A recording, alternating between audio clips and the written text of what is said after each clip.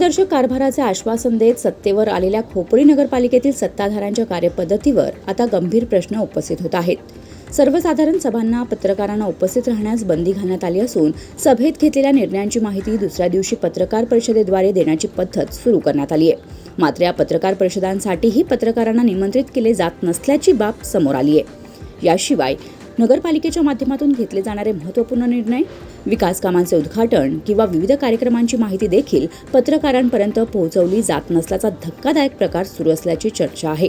त्यामुळे सत्ताधारी आणि प्रशासकीय अधिकारी महत्त्वाच्या निर्णयांची माहिती जनतेपर्यंत पोहोचू नये यासाठी जाणीवपूर्वक पत्रकारांना दूर ठेवत आहेत का, असा संशय व्यक्त केला जात आहे। स्थानिक पातळीवर या प्रकाराबाबत तीव्र नाराजी व्यक्त होत असून लोकशाहीच्या चौथ्या स्तंभाला अशा पद्धतीने दूर ठेवणे हे पारदर्शक प्रशासनाच्या तत्वांना छेद देणारे असल्याचे मत व्यक्त केले जात आहे।